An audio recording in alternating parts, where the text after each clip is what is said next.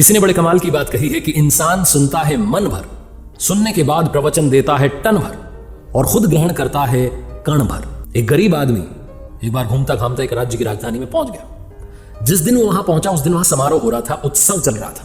उसने पूछा लोगों से कि भैया क्या चल रहा है, तो एक ने बताया कि यहाँ पर हस्ती पटबंधन समारोह चल रहा है। उसने पूछा भाई क्या होता है इसमें, तो इसे बताया गया कि यहाँ पर क्या होगा, अभी थोड़ी देर में शाही हाथी आएगा और इस रास्ते से गुजरेगा, उसकी सूंड में एक माला होगी, उसने वो माला जिस व्यक्ति को पहना दी उसे इस राज्य का राजा अगले 5 साल के लिए बना दिया जाएगा। जहां इस व्यक्ति ने बात सुनी, गरीब आदमी ने, उसने कहा अपन भी खड़े हो जाते हैं लाइन में, क्या पता अपनी किस्मत चमक जाए और शायद आज मेरा दिन है कि मैं घूमते घामते यहां पहुंच गया। ये भी खड़ा हो गया लाइन में। जैसे ही वो हाथी आया, शायद उस दिन प्रभु को यही मंजूर था, यही कृपा थी, वो हाथी आया, उसकी सूंड में माला थी, उसने वो माला इस गरीब आदमी को पहना दी और जैसे इसके गले में माला डली, लोग जयकारे लगाने लगे कि क्या बात है, अपना अगला राजा मिल चुका है।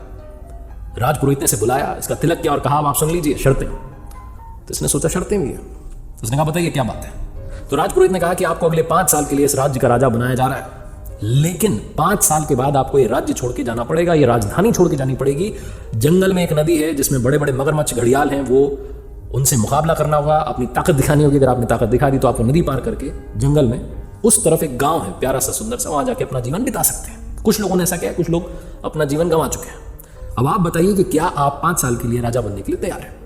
गरीब आदमी, इसके पास खोने के लिए कुछ नहीं, गंवाने के लिए कुछ नहीं, इसने अपने जीवन को सोचा, लाइफ को सोचा। इसने कहा सही है, 5 साल तो राजा रहेंगे, फिर कुछ डिसाइड कर लेंगे, कुछ ना कुछ तो होगा। 5 साल के लिए राजा बनने के लिए तैयार हो गया और इसने 5 साल अपने जीवन के जो सबसे बेहतरीन साल थे उसमें बहुत अच्छे से काम किया, सबका ख्याल रखा, सबका ध्यान रखा, सबका फेवरेट बन गया। और 5 साल कब खत्म हो गया पता नहीं चला। विदाई का दिन आ गया, लोगों की आंखें भर आई, कितना अच्छा राजा हमें छोड़ के जा रहा है।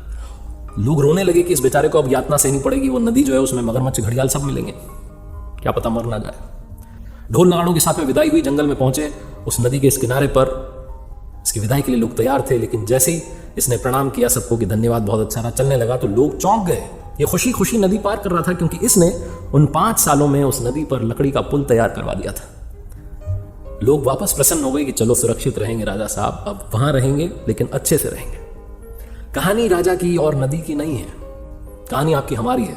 हमें भी एक लिमिटेड पीरियड मिला है जिसमें हम इस मनुष्य रूप में आए हैं, लेकिन अब हम पर डिपेंड करता है कि क्या हम जब यहां से जा रहे होंगे तो क्या हम इस भवसागर को पार करने के लिए वो पुल तैयार करते हैं, अच्छे कामों से, दुआओं से, प्रार्थनाओं से, मेडिटेशन से, कि जब हम ये दुनिया छोड़कर जा रहे हो तो हमें यातनाएं ना सहनी पड़े, हमें ऐसी जगह ना जाना पड़े जिसे नरक कहते हैं। हम कुछ अच्छा करें और भवसागर पार करके पहुंच जाए वहां जो दूसरा लोक है।